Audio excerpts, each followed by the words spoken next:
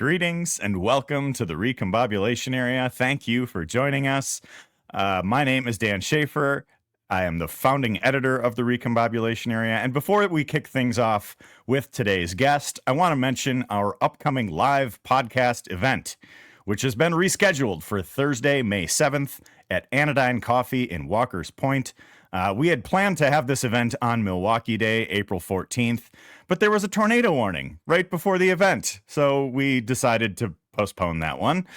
So while this won't be a Milwaukee Day event, we are still showing up for the 414. So please join us on May 7th, 5:30 p.m., Anodyne Coffee on Bruce Street in Walker's Point.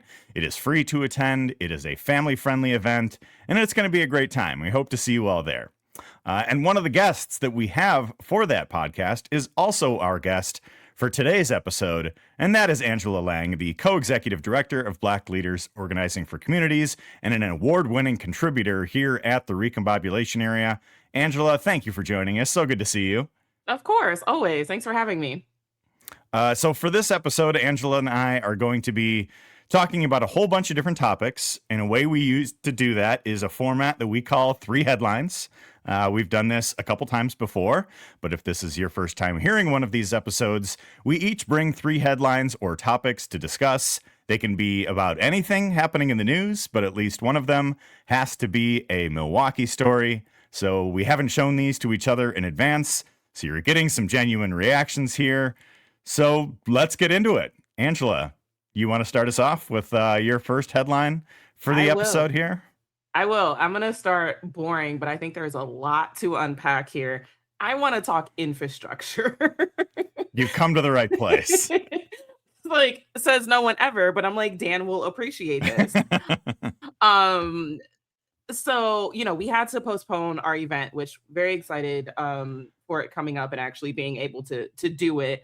But we had to postpone it because there was like 4 days of tornadoes, thunderstorms, hail, all sorts of just not weird. We pissed off Mother Nature. That's what happens. And this is nature karma happening right now. This is what it is. Like I keep saying, I was like, we broke our planet, y'all. And that night, because I remember you texting me, a few hours before, it was like semi-sunny. And you were like, yeah, I think we're gonna need to cancel. And like, if you're in Wisconsin, it's kind of hit or miss because like there'll be tornado warnings or there'll be bad weather warnings. And you're like, is it really? I don't know. Like peak Midwest, we're like, how bad is it? Can I just run to the liquor store? Can I run to the bar? That's kind of how we are. And I remember texting you like 30 minutes after the event was going to like start. And I was like, you made the right call because things were crazy. And there was incredible, at least in Milwaukee, an incredible amount of flooding. And then very quickly, people were pointing the blame, right? It was like, it's residents because they litter and it's clogging the drains. And then people were like, it's the elected officials' fault. It's the city's fault, whether it's the common council, mayor, etc. People were saying it's the city's fault for not investing in, street sweepers and all sorts of things. And I live on the east side and I was seeing pictures and videos and like, I'm fine. I live, my living situation is above ground. So I didn't have to deal with any of the flooding, thank goodness. But I saw pictures and videos of just even Brady Street that was a river, right? And then it was not only just in the street, but it overflowed and then went on the sidewalks and into local businesses. And then I also saw people saying, you know what, I'm going to clean these storm drains. So like neighbors were going out and cleaning the storm drains, and then Brady Street was no longer a river, right? It was a very quick solution to a very busy street. And what I thought was just interesting is kind of like the discourse afterwards and how people talked about whose fault it was and pointing the fingers. I don't always, think that things are on the residents. Can we do better? Can we not litter and make sure we're not clogging up the storm drains? Absolutely. But I also do think that the city has a responsibility, especially with taxpayer dollars, to make sure that people are, as prepared as possible. And, I fully also understand that this was, after August historic flooding. This is not common for Milwaukee. It's not, it's not saying that it's never happened before. I've lived through some floods in college and all sorts of stuff. We've seen some of those things, but what does it look like to actually have something in response, especially after August, to make sure that this doesn't happen again? We understand climate change. We understand that there's challenges with climate change that, no one is to blame for, but how can our city leaders kind of step up? And then another thing, talking about infrastructure, there's the flooding and then there's the potholes, right? And we know every spring there's like Yes. a mass de-thawing and there's like a particular pothole that like year after year it has been filled, but then with the snow and the temperature and the weather and the polar vortexes, like all of that, it doesn't really do well for our roads. And so I've seen folks on social media that have literally stood in potholes and said, I'm standing in it. It's like a dinosaur footprint. Or there are people that are taking orange spray paint and spray painting circles so hopefully drivers can see to avoid that. And there's always kind of like a running joke in Wisconsin about how, like, I'm not driving drunk, I'm just trying to avoid potholes. Like, that's how it feels. And I've seen so many people talk about it's the mayor's fault, it's the city's fault, all of these things. And I think there's an important civics lesson here.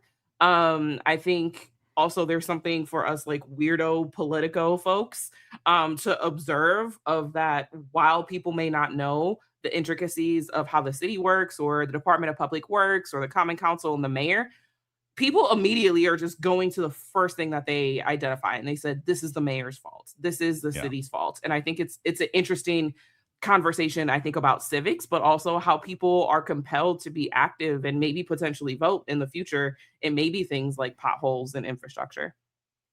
It's a great point, and it makes me think of, when I was covering the mayor's race back, but when Cavalier Johnson was like, making it through that big primary.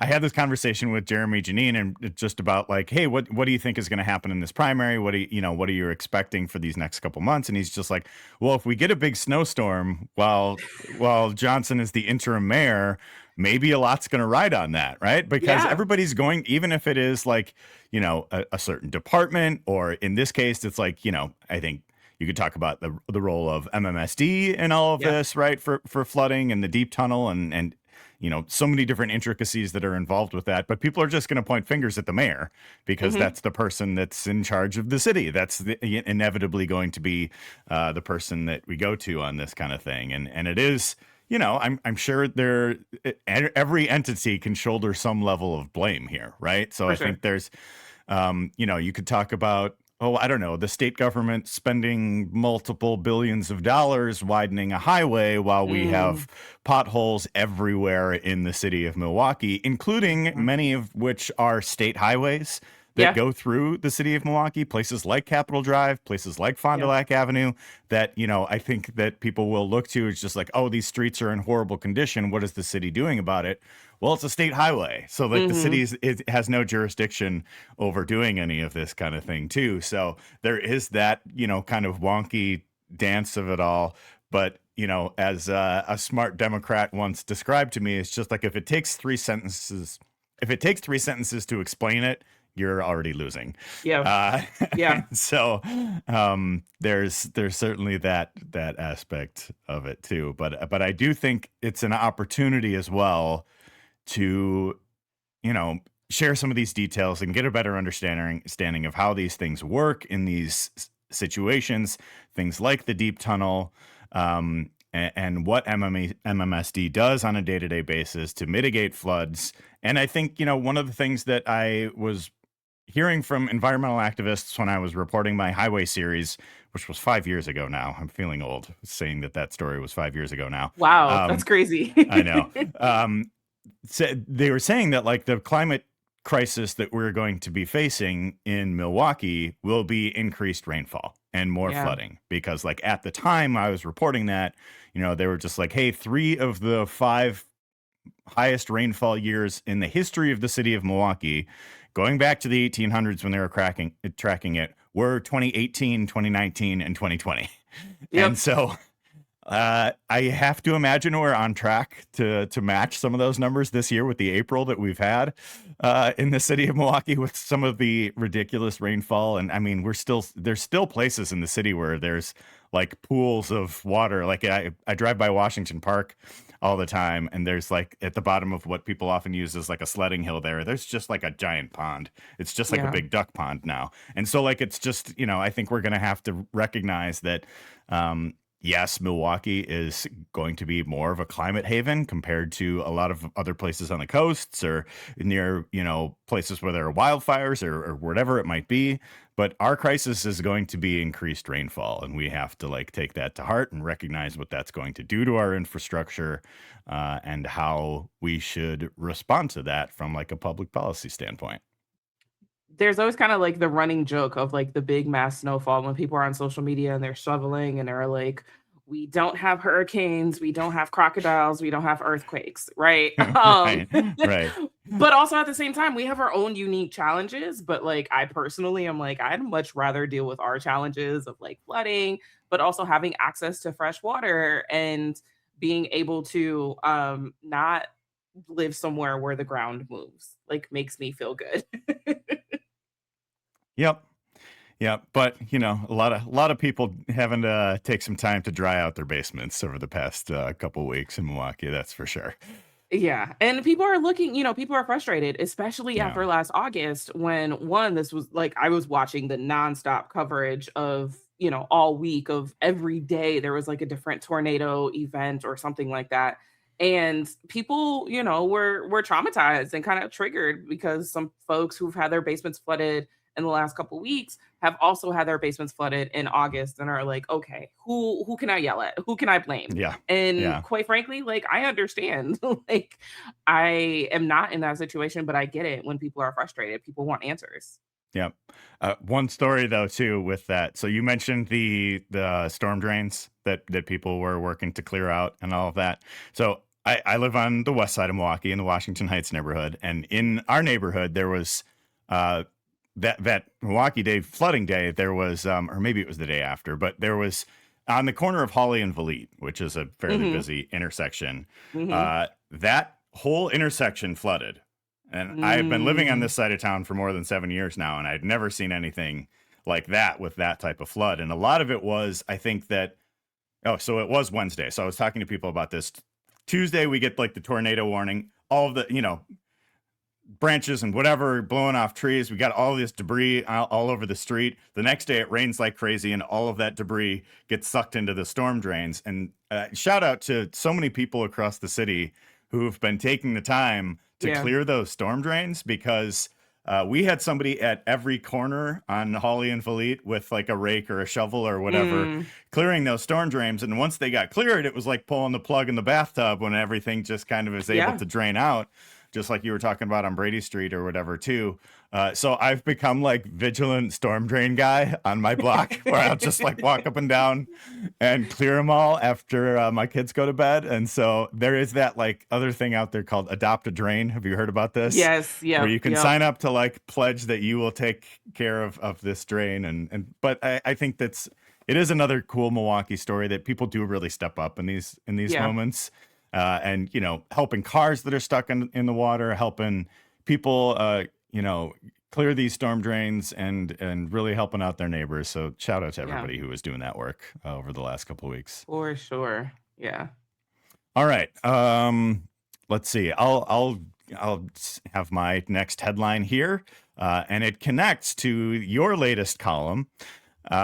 So your latest column at the Recombobulation Area was called Running on Values, What Candidates for Governor Can Learn from Chris Taylor. I would recommend everybody go check that one out. There's thoughts on the spring election and Chris Taylor's victory there. There's thoughts on the next candidate for Wisconsin Supreme Court. There's thoughts on what we can learn, what many of these candidates can learn from Taylor's landslide victory, who are running in this big, weird primary that we've got for governor that is starting to pick up a little bit here and there.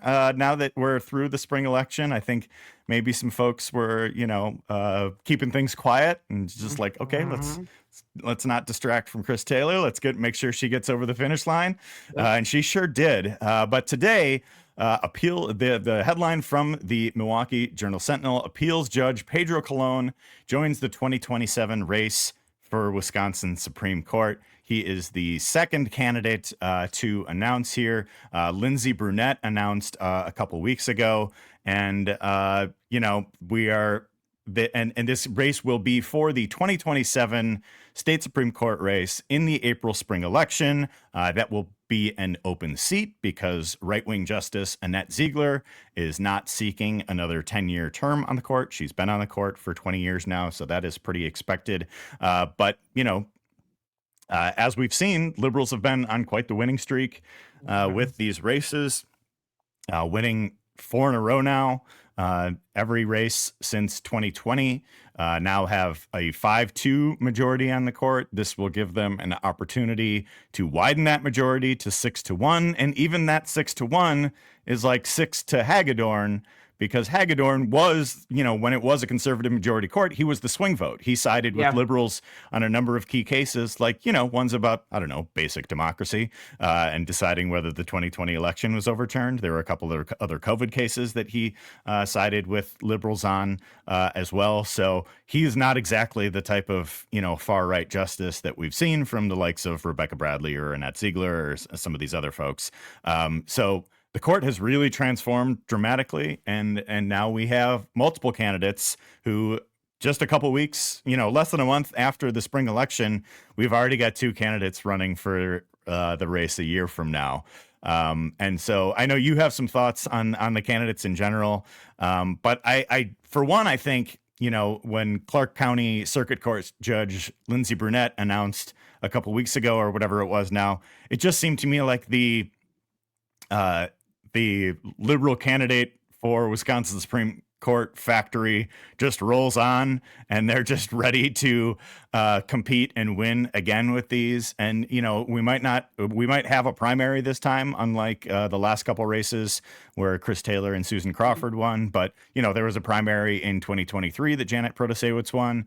And, these primaries are not it's not a partisan primary. So the top 2 vote getters, I don't think there's a completely out of bounds possibility where the 2 top candidates are both liberal candidates that would emerge from the primary, considering how bleak things have been for conservatives in this race. Like Maria Lazar clearly ran a terrible campaign. She was not a good candidate. She did not get any kind of financial support, but Brad Schimmel was not a good candidate either. Dan Kelly was not a good candidate either. Dan Kelly with 2 L's. And so I just think this is projecting to be yet another win for the liberal candidate. And I think the important conversation to be had here is going to be in the primary, is going to be, whether it's Brunette or Colon. And you also mentioned in your column that Everett Mitchell, who is who ran in 2023, did not make it through the primary. He's been thinking about another run as well. So, your thoughts on how this field is shaping up, and as we forecast out a year ahead, because we never get a break in Wisconsin for elections, a year ahead for another Wisconsin Supreme Court race. Yeah, I mean, I think a lot of us have known that we're going to have Supreme Court races for the next few years, right? Like, we're kind of just used to it. And it's so interesting because, like, when I started my professional career of being a rabble rouser organizer, there wasn't always the emphasis played on Supreme Court. I think a lot of Democrats were like, we're just going to write this off, whatever, which I think was a misstep in a lot of ways. But I think the Democrats have kind of shifted, especially in the last 6 to almost, 10 years at this point. What I'm really interested in is because a lot of folks, even this last cycle, were like, the spending, I didn't get any mailers, I'm not seeing, as many TV ads, myself included. I was like, what is going on? And then some people, speculated that Republicans were like, they already knew they were going to lose and they weren't going to, spend a bunch of money because they wanted to save for the midterms, which understandable. Like, that's a strategy. Cool. But then it makes me wonder for next year, when we're not in midterms, we're not in a traditional presidential cycle, we're in an off cycle, but like off doesn't really mean off in Wisconsin. And so I'm curious to see their level of investment next year when we don't have that's the Supreme Court is probably going to be one of our biggest things next year, if not the biggest, because we're not reelecting, or we're not electing a governor. No fall election in 2027, right? Yeah. Right. And so are they going to put all their eggs into that basket to try and slowly start to chip away from the liberal majority? I think it's something to be said. I'm very curious to see how that plays out. And then, yeah, you mentioned the piece, and I think that Democrats, broadly speaking, and I use that in the most broadest terms, not everybody falls under this umbrella. That's a Dem. But I think that there's been a formula that people have started to use when it comes to Supreme Court races, right? It's typically a white woman, typically from Madison, maybe a prosecutor background. And we see that Lindsey Brunette and both Pedro Colon do not necessarily fit that description. Neither one of them are from Milwaukee. And Lindsey even talked about being from Clark County and the fact that she's not a Milwaukee or Madison type of person. But I also know, I'll just be honest, in some circles that I'm having conversations with, people are like, well, if you have Pedro, that is on the way to announcing as of today, he has announced. And Everett Mitchell is getting the itch because people are calling him after, Chris Taylor's win. So when you have these two men of color that are incredibly qualified for lots of different reasons and ways, I think some people are wondering, do we need to abide by the typical playbook that we've done in the past when there's other candidates that are presenting themselves as well? Yeah, it's a great point. And I think you can't just, as much as this formula has worked, you also want to, I think, broaden the options for people too. Right. And I think that's what, this primary potentially can do. Lindsey Brunette was a DA in Clark County for a number of years, and I believe has been a judge there now since 2018. Colon is, I'm just reading from the Journal Sentinel story here. He was in the state assembly from 1999 until 2010 when he was appointed to the circuit court by Governor Jim Doyle, and he was then appointed to Appeals Court District 1 in 2023 by Tony Evers. That district covers Milwaukee County. So it's going to be really interesting to see what conservatives do here. I did a podcast a few weeks ago after that election with Democratic strategist Sechin Cheta, who also had worked on a number of these campaigns. And I asked him, like, if you were running a Republican campaign, if you were running the next right-wing candidate to compete in the 2027 race, what would you do? What would your strategy be? And he said it would be try to tie myself to Brian Hagedorn as much as possible, because you look at who has won, right? Yeah. Like, it hasn't been the, ultra MAGA far right candidates that have won in these races. And not to say that they couldn't win in Wisconsin. Donald Trump won in 2024. Ron Johnson won in 2022.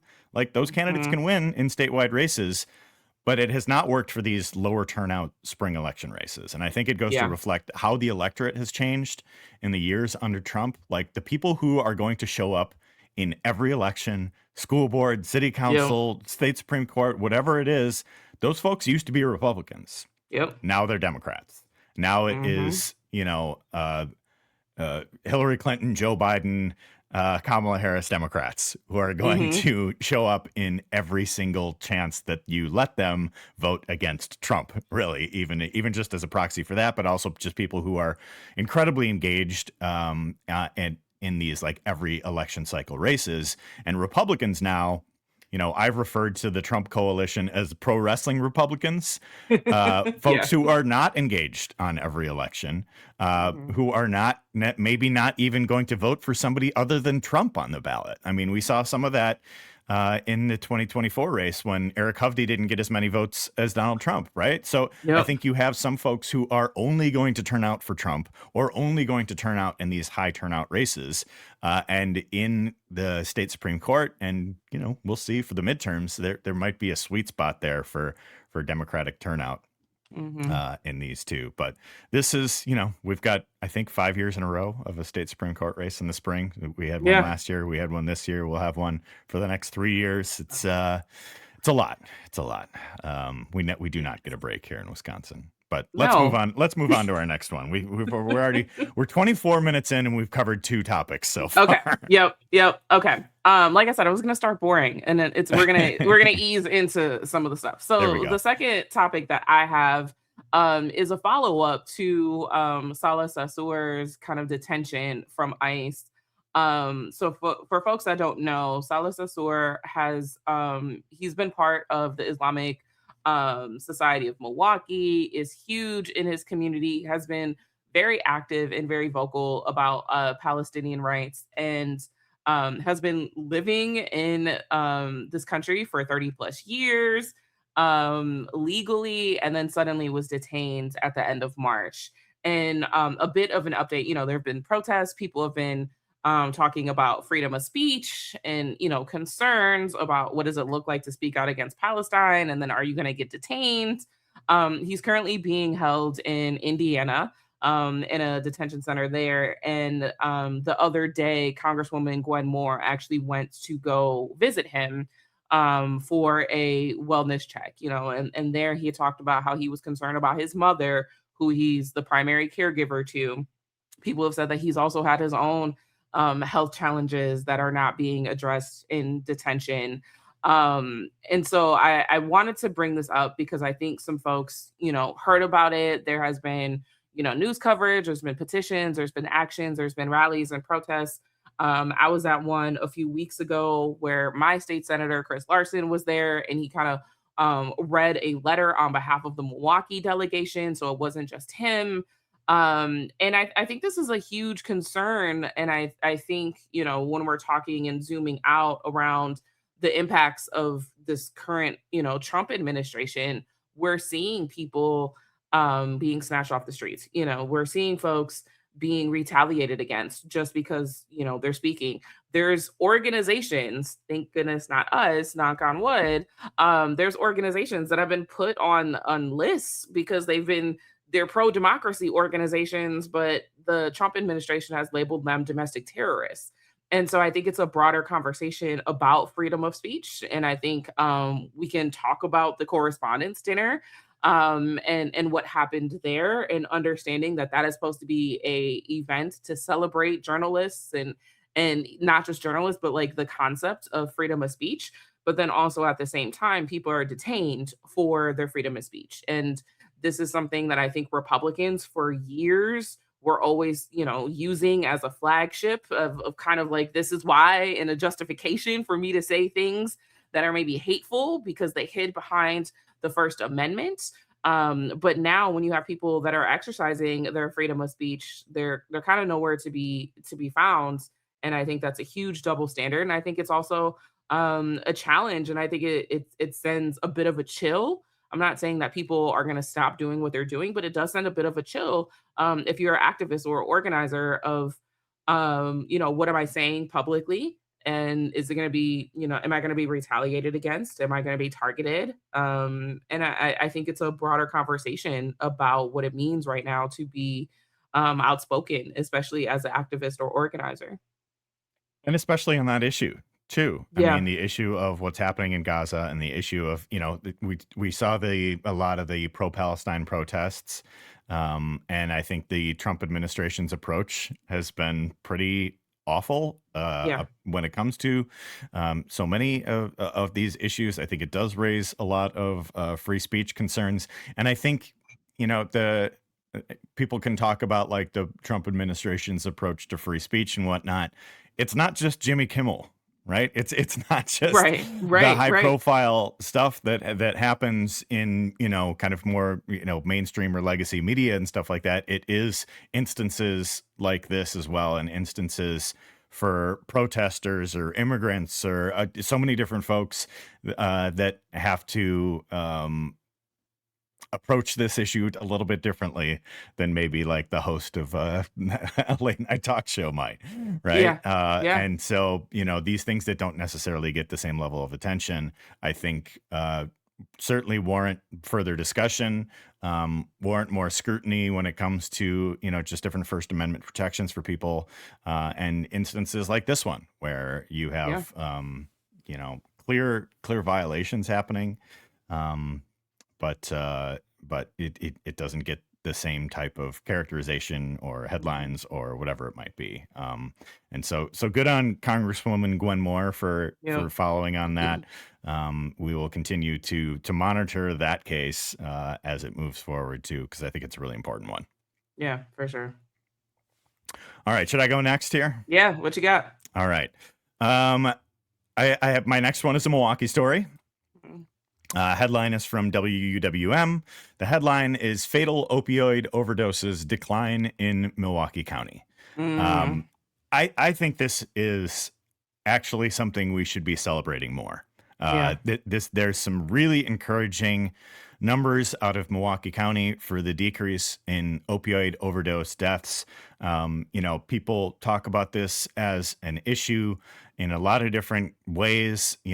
People might talk about overdoses in, just different places and, kind of the white working class or rural America or whatever it is. But Milwaukee County has been really facing this in a significant way, not just in recent years with kind of the opioid crisis, but just drug addiction and managing overdoses and things like that. So I'll just read straight from the story here. So, quote, the number of yearly opioid overdose deaths in Milwaukee County continues to decline. Compared to 2022, there's been a 54% decrease in fatal opioid overdoses, according to the county's latest update. Milwaukee County Executive David Crowley talked about this progress. He highlighted much of the work that they've been able to do at Milwaukee County with routing some of these settlement dollars from lawsuits for opioid manufacturers, and I think the highest number of dollars that they were able to get came in 2023 and 2024, and they've been seeing significant progress on this. And I think there's so many people who are so critical of Milwaukee in so many instances, whether it's gun violence, whether it's poverty, whether it's so many different stories, but this has been a huge damaging issue in the city and the county in so many ways in recent years. And I think that this progress over the past 3 or 4 years is really significant. Cutting the number of fatal opioid overdoses in half in less than 4 years is a remarkable achievement. And so kudos to the Crowley administration and their health team there. Dr. Ben Weston spoke at that press release, and he said that there had been one person dying every 16 hours from an overdose. And he mentioned that there were 17 people died from an overdose in a single weekend in 2023. And, Milwaukee County gets more than $100 million in settlement money to be doled out over the next 18 years. And the fact that we're seeing success this quickly with that added funding, like you always hear too, like people saying, oh, money doesn't solve every problem. Well, sometimes it can. Sometimes and it's a little bit discouraging that like the only way to get these kinds of funds to address these problems is through a lawsuit and not through public policy or taxing the rich or whatever you might want to do about it. But I still think we need to take a moment to celebrate some of these successes that are happening in Milwaukee. And I think this is a really important one. And people can be critical of Milwaukee County justifiably for so many different things. But I think County Executive Crowley and the team there have really made this a priority and are seeing some real results with this. And I have to applaud them for it. Yeah, I'm really glad that you brought that up because I feel like I didn't know about it until you tweeted about it fairly recently. I think you were going after a troll, quite frankly, on Twitter. Me? Going after a troll on Twitter? I don't believe you. But I was like, oh, and had I not seen that, I wouldn't have known that this was a thing. And I do think that we need to take a moment to kind of pause, especially not just in the city and the state, but in this current political climate. We got to take the wins where we can. And I think there's been so many times, and this is obviously not towards you or anyone at Civic, but I think there's been this idea of if it's sensationalized or this idea of if it bleeds, it leads. So you're not always getting kind of the positive results or reporting on something positive that's happening. And so I do think that honestly, it was kind of swept under the rug. And a win is a win, especially right now. I also recognize too this kind of like idea of harm reduction that I'm at the King Center and there is a vending machine full of Narcan. Mm-hmm. There's Narcan vending machines across the city. There's been an intentional investment. I also too am also thinking about this intersection of mental health. I think a lot of times, and this is not everyone, Mm-hmm. but folks that may be using or folks that may be struggling with addiction, also may be some underlying mental health challenges as well. And so people are turning to things like that. And to see the county, I think, invest both in things like Narcan and mental health, I think also adds to why we're seeing the results that we are. And like I said, if it bleeds, it leads. We're always seeing Mm-hmm. something dramatic on TV. And so I think it's something really positive to bring folks together, recognizing that there's more work to be done, but that this is a really good step forward too. Well, and it's also interesting that this types of positive news, it took me being annoying on Twitter to break through your bubble to find Right. the information. And I think, I mean, I think it's also worth noting here that David Crowley is making this announcement, in his role as county executive in Milwaukee County. He's also running for governor. Yeah. And as we had a lot of headlines over the past couple of weeks of, what candidates for governor were saying about how they might craft the budget, we saw that story Mm, from Sarah Rodriguez. We saw, a big high profile recommendation from the teachers union for Calder Royce. mhm. We're starting to see this campaign for governor take shape a little bit more post spring Yeah. election. But some of those folks don't have the type of role that Crowley does as the county executive, where he has a very important, very difficult job, right? And Mhm. and so you have, these legislators who are crisscrossing the state, or, if you're lieutenant governor, that's not a huge responsibility, frankly. The legislature isn't in session right now. So you have other folks campaigning in different avenues. But at the same time, you have Crowley talking about something like this. And I think something like Yeah. this should be mentioned in this governor's race too, as people are weighing their decisions, because a success story like this, everybody's always going to look at everything bad that ever happens in Milwaukee County, and anything Yeah. bad that happens in Milwaukee County is going to be tied to the leadership there, just like we were talking Yeah. about with the floods at the beginning of the episode here, right? Yep. Yep. But I think you also have to recognize these success stories when they happen, in the context of the political campaign too. Yeah. I mean, and it's also, I can imagine it's not just a Milwaukee issue. So can folks Right. take lessons learned and replicate that across the state as well too? I think there's something there for that. And if I were the Crawley camp, I would, yes, talk about this win as, a part of a campaign, but also saying, hey, is this a pilot program? Is this something that I can bring to other counties in Wisconsin and not just Milwaukee? And maybe not even just Milwaukee too. Like, is this success, stand out to other like peer cities or counties and things like Yeah. that too? Yeah. Like, is this a model of success that can be replicated elsewhere? Because that could save a lot of lives and really impact a lot Yeah. of people. Yeah, for sure. All right, your last of your three headlines, then, Angela Lang. I will say my last one is probably something that I have the most strong feelings about, and Okay, that's why I saved it for last. buckle up. Food trucks in Food Milwaukee. trucks. Your girl loves a good food truck. I'm 36 years old, so I can't say I frequent the Water Street area much these days. But when I do, sometimes you're leaving the bar. I don't close the bar, but say, you're leaving midnight, 1 a.m., and you're like, I could go for a hot dog or I could go for a taco. There have been some challenges on Water Street, which is largely why I do not go out there. And I'm an old person. But recently the Common Council passed a new measure that said that food trucks in a specific perimeter, including the Water Street area, have to close early and close at 10 p.m. And one, I have lots of feelings because one, I don't like there's challenges on Water Street. Not going to deny that, right? I've been a part of said challenges in college, even of like, we got to shut down early because somebody got shot outside. Like, been there, recognizing that there are challenges. But I think it's incredibly lazy to like almost blame slash punish the food trucks as if it's part of the problem. If we're going to be serious about challenging, some of the issues on Water Street, I do not think it's closing food early. I am also one of those people, I get hangry.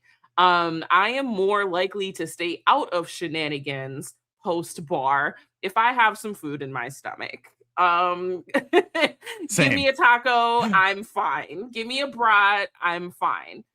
And so I think it's dumb, quite frankly. I think it's incredibly dumb. I think it's lazy and not addressing the real issue. But also, let's think about like the food truck workers, who a lot of them said that they had no notice, they had no heads up, and a lot of them make the bulk of their business when bar closes after 10 p.m., things like that. And so, what does this do to support local small business owners and working class folks when people had no idea that this was even a thing, and now they have to figure out how to adjust for it?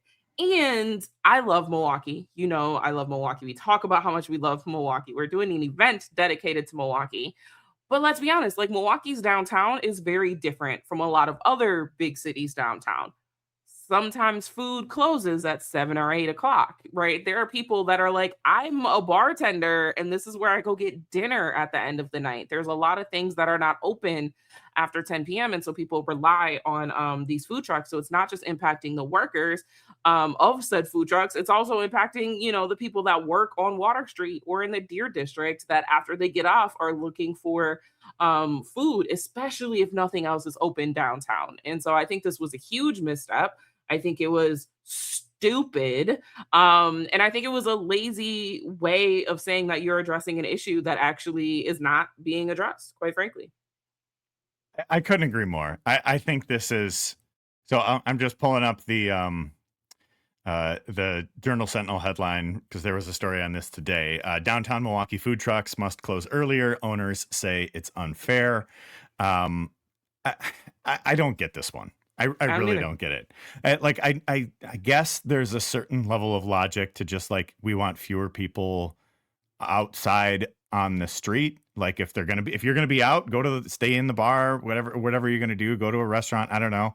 I just really don't get it, and I think there could be so many other ways that we could make a safer environment on Yep. Water Street than to take food trucks away. Like I just don't really understand it, and I think this is. Milwaukee doesn't have that many late night food options Not at anyway. all. No. Like there are fewer George Webbs around than there were 20 years ago, Yes. and that was really it then. And there's just Yes. not that many places to go. And like, I'm the same boat. Like I'm not, going to Water Street or whatever, but if I go see a show at the Riverside or something like that, I might want to grab something to eat afterward.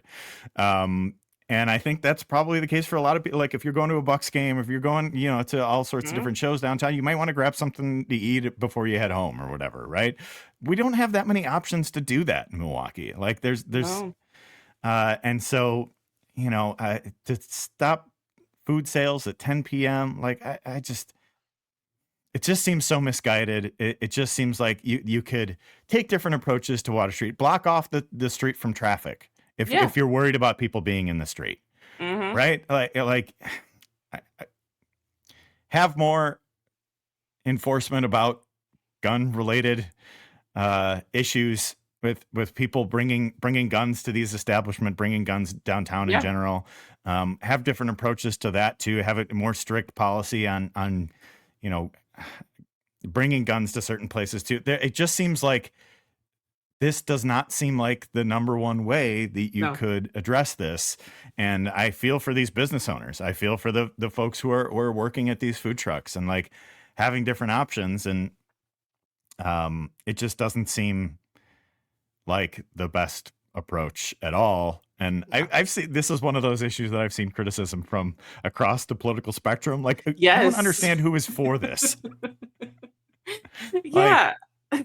Some conservatives or whatever who just like hate any regulation on a business. I've seen complain about this too, but I just don't understand it. I just don't understand. I know there's parts of the area that are blocked off with barricades, and there is like a greater police presence in Water Street as well. But And I mean, I'm a 40-year-old dad, so I'm not going to Water Street ever. I never really, like, even when I was in my early 20s, I rarely went to Water Street. It was just never really my scene. Smart. But I just think there has to be better ways to address some of the issues than to ban food trucks. It just seems like, like you said, it's lazy. It's a lazy approach. Yeah. I mean, I feel like every couple years we're going through this like weird war with food trucks. I feel like a couple years ago there were some challenges on the south side with some food trucks and whatnot too. And again, kind of going back to what we kicked off about, like, people may not understand the civics aspect of it, of like who's responsible, whatever, but this is something, you're taking away people's brats and tacos after bar close. Like, people are pissed. They're like, who do I have to talk to?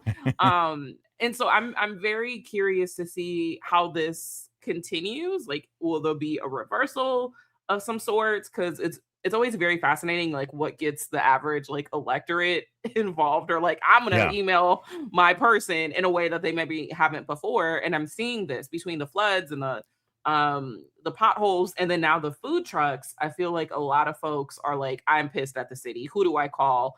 So I don't know. I kind of want to follow this. Part of me in my gut feels like this isn't it. Or maybe I'm just hopeful in realizing that there'll be so much backlash that people are like, oh, we screwed up, we're gonna reverse this. But I'm wondering, is this gonna hold? Is this something that's like permanent, or are they gonna be like, oh, we messed up, we're not gonna do this? What does this look like in the summertime, right? When you have Summerfest and people are hanging out and there's a block party or bar party on every block every day of every week in the summertime. I'm curious to see, is this going to hold and be permanent, or will the Common Council and the mayor realize they made a huge mistake, especially leading up to summer? Yeah. They got it. They should reconsider this one. I think it's agreed. I don't know. I don't get it. I really don't get it. Okay. Anyway. Last of our headlines. Then we gotta keep it moving. Yep. We could talk. I could talk about the lack of late night food options in Milwaukee for a whole other hour. All day. Yeah. And maybe, somebody's going to be less likely to get in a stupid argument if they have a burrito after having a few drinks than otherwise, right? It's me. I'm that person. Yeah. I'm also that person. Okay.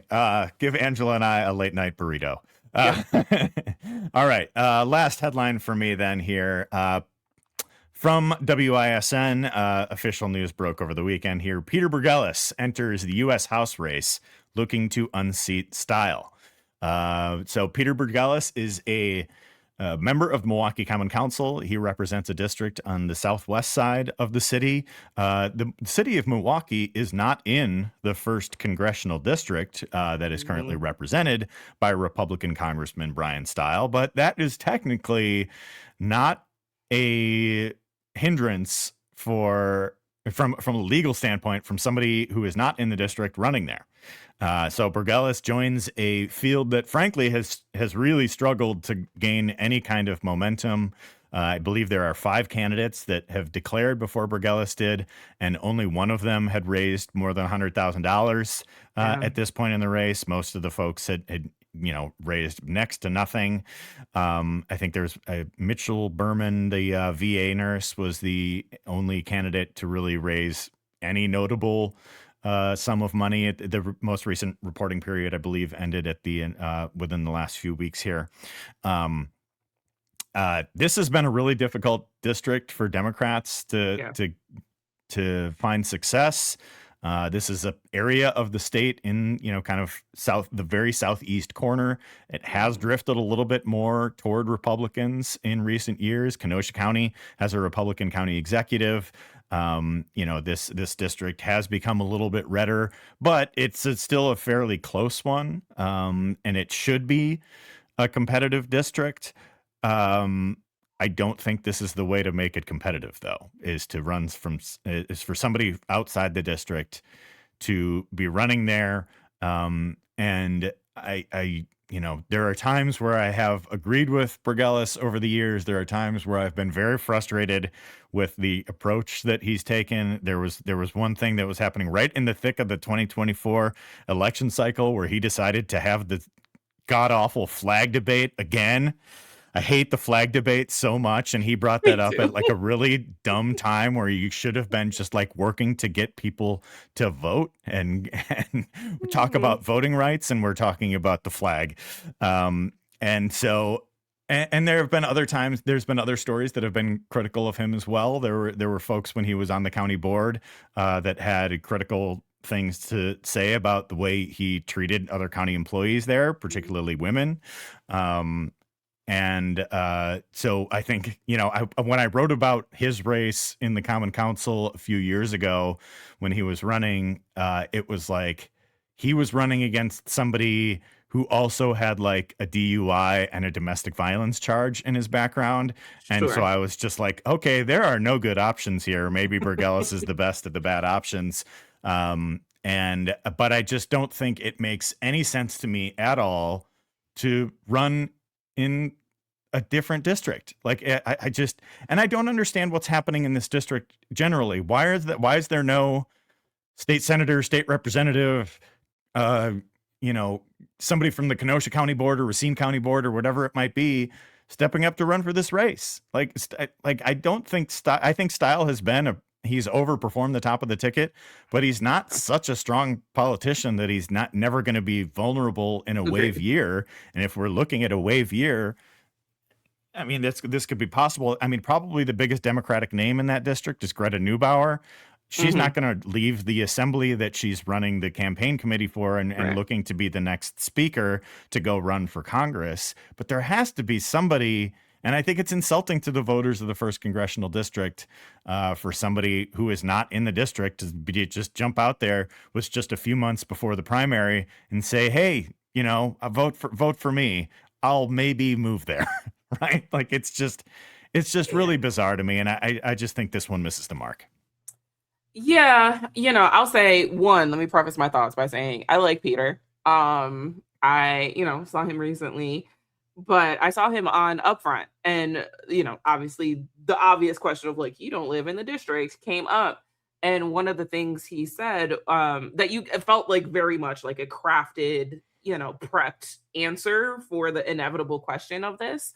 But he said, you know, voters don't care where you live. They care about, you know, your values or something along those lines. And I'm like, I hear you. I see where you're trying to go with it. But I think also sometimes people's values are also contingent on like, do you live here? Do you have roots in the community that you're seeking to represent? So I do think that that's going to be a real big uphill battle for him. He's going to constantly have to answer that question, which to me would be enough to not even do the thing. But that's just me personally. I think that could be really dominating to his campaign and a distraction. And I say distraction loosely, a distraction to what he's trying to accomplish. But people may see this as like a valid question that he's going to constantly have to answer that he may not it's be going to able be to every get out. interview. It's going to be the first question, obvious question in every interview. Yeah. Right. And so if you're dealing with that all the time, then you can't really get out your own message. So I think there's that. I will say, and I'm looking at the group text right now.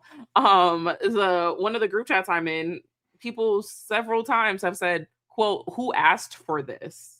Um and not trying to be harsh. Again, I like Peter, but I think because he doesn't live in that district, a lot of times like people are coming back in my networks are like, who asked for this? Like, why are we doing this? Like what and yes, it's like a snarky of like who asked for this, but also I think sometimes people are legitimately wonder what is the path to win? What is the path to victory that is unique from the other candidates that have been in for several months already?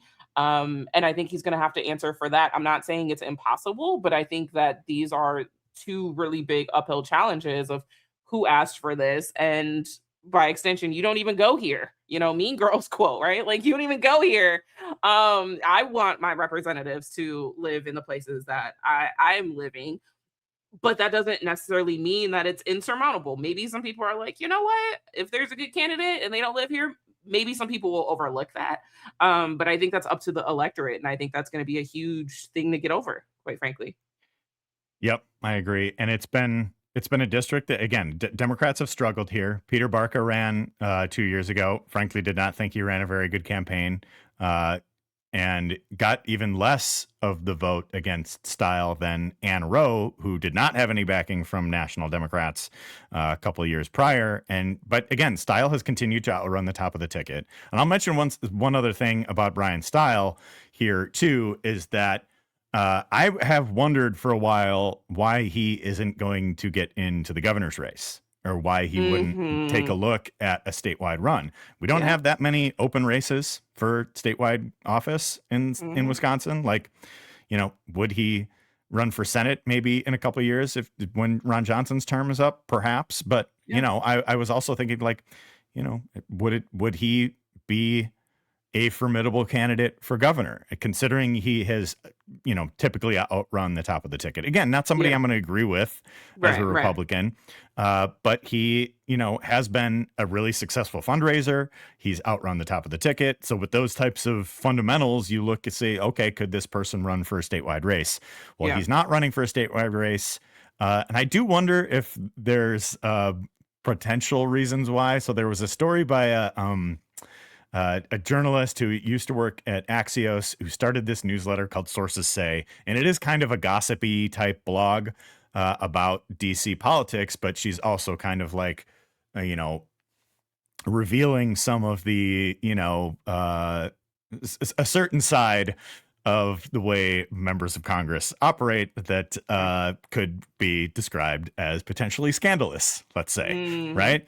And so Style was mentioned in one of her most recent pieces on this, talking about how he tried to talk this person out of pursuing a story about another congressman who was perhaps, had some infidelity involved and whatever.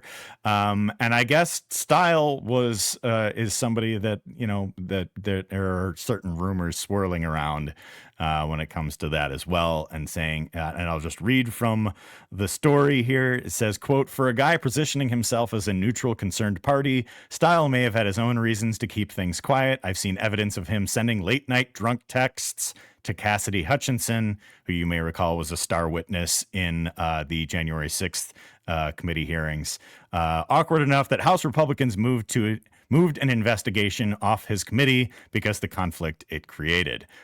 So perhaps that's why Brian Style is not running in a statewide race. He's got some baggage. Also, he's got a little bit of baggage there that, I mean, I don't think anybody's suggesting anything criminal, but if it's impeding an investigation, and like that's, people can do whatever the hell they want in their personal lives, and I don't really care. But if there are actual legal issues that this runs into, then it's a little bit of a different story. But even so, I would still, maybe it explains why Style isn't running in a statewide race, but I still think he is going to be the heavy favorite to win re-election, even in a wave year, because I don't think any of the candidates, including Burgelis, are strong enough to topple somebody who has a multi-million-dollar war chest, fundraising, has a lot of notoriety, and has outrun the top of the ticket. Maybe Style runs statewide, for Senate a couple years down the line. Maybe he's, I think he's engaged or something like that. So, maybe he's settling down, whatever it is. But there are rumors out there about Style, and the fact that they're surfacing in stories like this is interesting. But I still don't think the Peter Burgelis campaign is going to be the one to unseat him.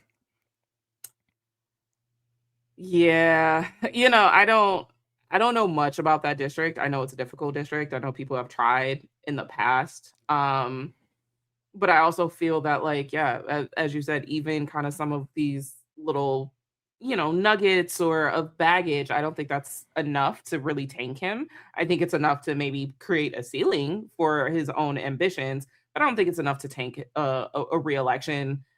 Which is like crazy to say, because like once upon a time, like this would have tanked someone's election, but we have Donald Trump and all the things. So like the standard isn't there. The bar is in hell, apparently. And I don't know if Wisconsin voters would care about something like that. Because I think we've shifted kind of this threshold of what we expect from our elected officials. And I think a lot of times people turn a blind eye for candidates that they like or are most aligned with their values. And I could see that happening again.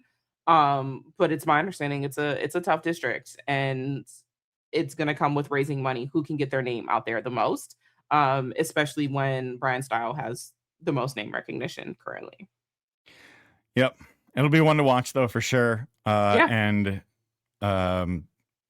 yeah, it's I think a lot of these congressional races this year around the country, anything that's like within a 10-point margin, I think the national pundits are going to be like, "Oh, what's going on there? Like, is Yeah. this in play? Like, is Yeah. whatever." Considering Trump's approval numbers and the economy, and we could go on a long list of issues that are going on right now with that. But I think there are going to be a lot of vulnerable Republicans. I don't think Style is really going to be one of them just yet. Yeah. But we shall see. Angela, we have our event next week, Thursday, May 7th, Anodyne Coffee, free to attend. Come join us in the wonderful, goofy little community that we have at the Recombobulation area, and we'll have some fun. We'll take some of your questions from folks who are in attendance. We'll have some of our own things to talk about too, and I'm excited that you are going to be part of that one, Angela, and I'm looking forward to it. Me too. I'm so excited. All right. Well, once again, Thursday, May 7th, be there. Angela, thanks so much for talking with us today. Of course. Thank you.